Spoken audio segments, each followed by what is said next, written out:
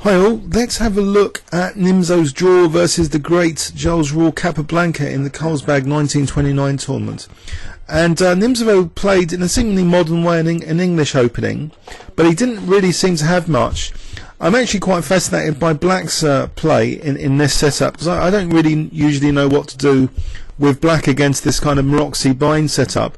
So the game's interesting from that perspective, but also I think Nimzovich's tactical abilities to salvage a seemingly difficult position just by going for the opponent's freight, the opponent's king, at just the right moment when he's on the brink of a seemingly positional disaster.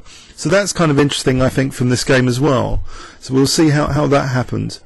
So English opening symmetrical variation. So is Capablanca gonna try and positionally crush Nimzo? Well, from this symmetry, actually the early d4 is now played, trying to break the symmetry. Okay, g6. So Black's conventionally playing on the dark square weaknesses, trying to emphasize this diagonal, and the usual typical pawn breaks are like either b5 or f5 later. That's more rare if White's setting up the classic Maroczy bind, which he does now. So e4, bishop g7. Now the knight comes to c2, so it can be rerouted maybe to e3, protecting d5. Okay, so castles, bishop e2. So Nimzo's got a solid position. Kappa plays d6, so he's highlighting e5 a bit more, and the bishop can potentially come to e6 maybe as well.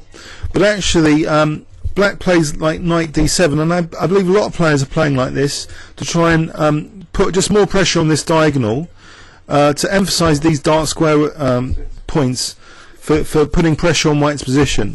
And often this is accompanied with an a6 and b5 plan to try and get queenside counterplay and expose more like c4 and c3. So bishop e3, knight c5, knight d4, Kappa plays bishop d7. Okay, so the rook's ready to come to c8, queen d2, rook c8. So Black's just manoeuvred this knight kind of nicely, so there's nice little pressure on the diagonal. Potential pressure on c4. This is the undermining point to try and remove this bind, dismantle it from the c4 pawn. Rook ad1.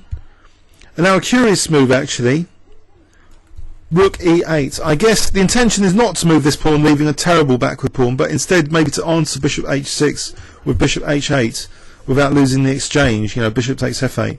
So a little waiting move. King h1. A little waiting move from Nimzo. So they're both playing a bit of cat and mouse here, but Black can continue to exert more pressure now. Queen a5. So White really doesn't want to weaken himself with a move like a3 here. He strengthens his Maroczy binds by playing f3. Okay, slightly hemming in the light square bishop. Now Black toys with trying to encourage an exchange, which maybe is going to start. You know, towards the end games. You know, these dark square weaknesses are often important for Black, and if you imagine a very simplified king and pawn ending, sometimes the Black king's gliding down these squares. So if pieces come off, usually it's often in Black's favour. So knight b3, queen b4, bit of pressure on the queen side. c4 emphasised a little bit, and now definitely c4 is really targeted. So knight a5. So Nimzo's on the receiving end of c4 pressure here. Queenside counterplay. So how does he deal with it? Well, he takes off that knight. Now we see rook d5. Okay. Knight c5. There's no b4s. White really doesn't want to play a3. So bishop d2. As though this might be a useful discovery. But at the moment, okay, that Black is annoyed enough to play queen c7. He doesn't want to allow the queen to be on a5 anymore for that discovery. So bishop e1. Could we say that White's got any advantage out of the opening here? I don't think he has. He's got a kind of bind on the position, but Black's got a lot of pressure. Black now plays knight e6, and the problem is there is this target still c4. It's just slowly being exposed as a potential weakness.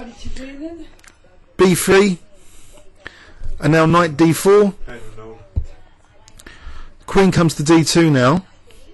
So after knight takes e2, Queen takes e2.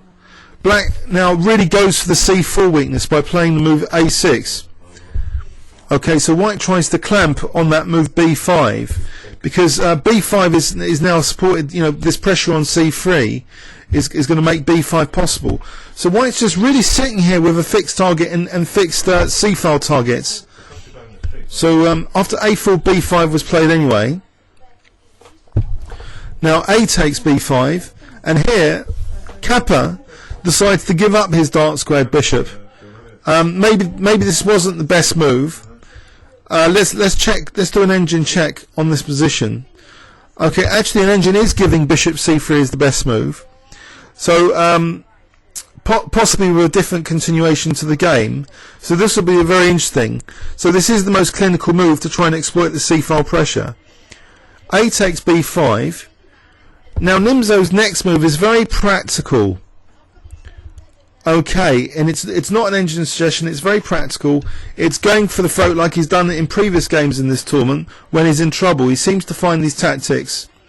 So the dark square weaknesses in particular being used as a drawing mechanism from this game against the mighty Capablanca. So what move would you play here if I gave you this as a question here? A practical move. It might be different than there's a move, and still a good move. If I give you 10 seconds just to think about the position, and then we'll discuss. Okay, Queen d2. I think it's a practical move. It's putting the Queen for menacing threats like here, but you'll think that there's always the defensive move f6. Well, Kappa plays b takes c4 here. But let's engine check this position. Did he have better? No. Engine suggestion b takes c4. So Nimzo plays queen h6. Aha! Now here we have the clinching moment where it goes to 0, to a draw. Because Kappa maybe blundered here. Apparently he should have played e5. Now if he had played e5, I think Nimzo's suffering here. The bishop's closed off. The rook's closed off from this fifth rank, which is important as well. Say b4, bishop c6, this kind of continuation. Well, it is opposite coloured bishops. Okay, but black has perhaps the better game here after rook a8. But there's still a lot of play left in the position. Let's be fair about it. But in the game it was an immediate draw. I wonder if you can spot after f6 what Nimzo played. If I give you 10 seconds now. Okay, he played rook g5. Nice little tactical idea. So if fg, there's queen g7, mate. Otherwise there's rook takes g6. There's no time for bishop e8 to defend g6. There's no king f7 because queen h7. There's no king h8, rook g6. It's going to be a draw by perpetual. So game agreed drawn after that f6 move. So it was an interesting little encounter. A draw you probably won't see in many sources because it's usually a bit dull to cover draws. But given the players here, the great Capablanca, I thought I'd mention this game. From the point of view of my system, I don't know. We can see Nimzo's tactical ability as a sort of rescue mechanism. If he is positionally outplayed or standing worse, he seems to be able to generate quite a bit of luck tactically sometimes from worse positions. So he was faced in the whole game with pressure on the queen side. This thematic b5 break being arranged by Capablanca, but then this lovely idea of drawing with queen h6 and rook g5. So that's something to remember for white players playing this system.